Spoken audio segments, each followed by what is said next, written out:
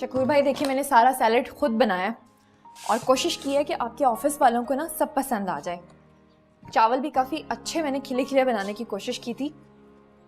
वैसे सुना तो है कि ऑफिस वालों को मेरा खाना काफ़ी पसंद आ रहा है। चलें, बहरहाल कोशिश ही है, अपनी तरफ से तो पूरा ट्राई किया।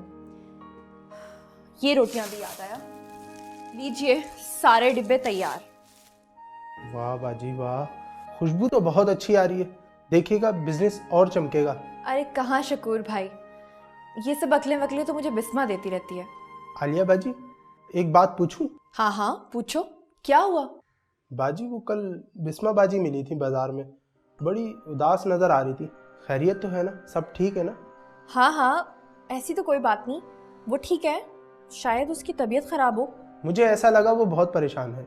चलिए मेरा सलाम दे दीजिएगा। हाँ हाँ, जब आएगी तो तुम्हारे सलाम कह दूंगी। आलिया बाजी, मुझे लगता है आपको और ऑर्डर मिलेंगे।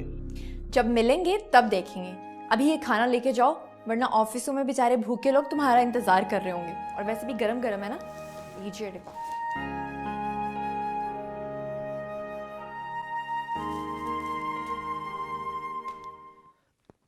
शुक्रिया सर।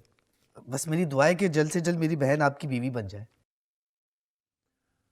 दुआ के साथ साथ शादी से पहले दवा भी करनी होगी मंसूर।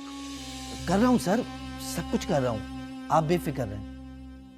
ठीक है, तुम अब जाओ, तुम्हारी जब जरूरत होगी तो मैं तुम्हें फोन करके बुला लूंगा। ठीक है सर।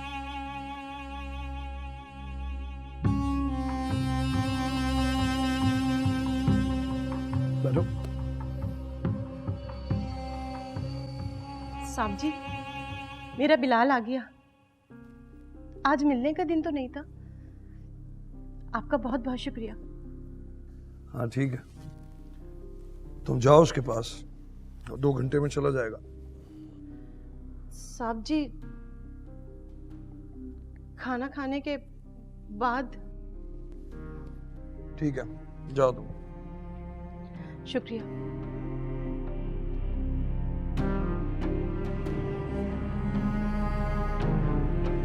सर ये बच्चे का क्या मामला है और मंजूर को नहीं पता? देखो असल मैं तुम पर बहुत एतबार करता हूँ। अगर ये सारी बातें मैंने मंजूर को बता दी तो शायद वो अपनी बहन का हाथ मेरे हाथ में ना दे। सर बात तो आप ठीक कर रहे हैं। कुछ सिक्के अपने हाथ में ही रखने चाहिए। मंजूर को सिर्फ उतना ही पता चलना चाहिए जितना उसका काम है।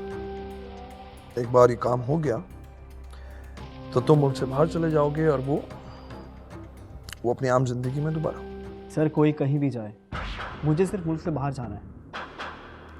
It will happen. Thank you sir. Thank you.